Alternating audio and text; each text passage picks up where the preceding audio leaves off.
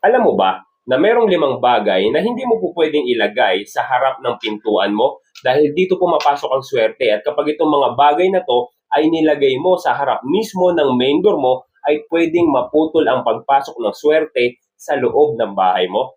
Mamaya mo na scroll, makinig ka ng mabuti kasi baka mamaya yung 5 babanggitin ko ay nakaharang mismo sa harap ng pintuan mo. Ano-ano ba yung mga yon? Basurahan. Dahil ito ay nagdadala ng negative energy at pinapalayas ang good luck. Isipin mo, yung mga bagay na tinapon mo na galing sa loob ng bahay mo ay nakaharang ngayon sa harap ng main door mo. Make sense, di ba? Pangalawa, mga sirang gamit. Dahil ito ay sumisimbolo ng bara at paghinto. Kaya natitigil ang natural na pagdaloy ng swerte o ng good luck sa bahay mo.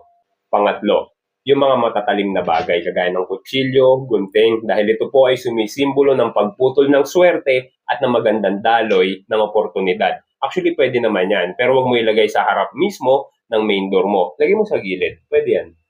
Number 4, yung mga nagkalat na sapatos at sinelas sa harap mismo ng main door mo. Alam mo, cluttered energy yan. Ito ay pumipigil sa pagpasok ng biyaya. Alam mo, dati hindi ko alam yan eh. Pinapabayaan ko lang na nagkalat yung mga sinelas at sapatos sa harap ng main door ko. Kaya napapansin ko parang ang bagal ng pasok ng biyaya. Kaya nung natutunan ko to, inayos ko. Naglagay ako ng sapatusan sa gilid lang ng main door ko. Simula nun, gumanda ang daloy ng swerte, gumanda ang pasok ng biyaya. Kaya ngayon, hindi ko na pinapabayaan na may nakaharang na sapatos at sinelas sa harap ng pinto ko.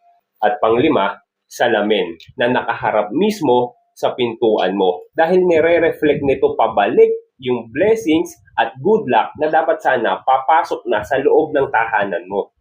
Alam niyo po, wala namang masama kung paminsan-minsan maniniwala tayo sa mga feng shui beliefs na katulad ng ganito. Dahil at the end of the day, tayo rin naman po ang makikinabang. Dahil isipin mo na lang, kung walang mga nakaharang kagaya ng basura o mga nagkalat na sapatos at sinelas sa harap mismo ng pintuan ninyo, hindi ba parang ang gaan sa pakiramdam? Parang ang aliwalas tignan at lakaran ng harap ng pintuan ninyo.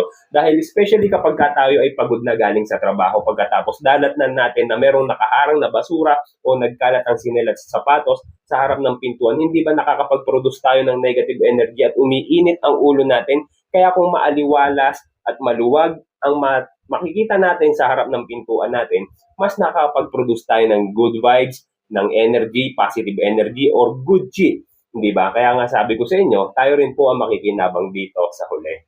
Kung gusto mo pang mapanood ang ibang mga videos ko, i-follow mo ko. At i-share mo na rin itong video na to para mas marami pang mga tao ang maging aware at sabay-sabay nating salubungin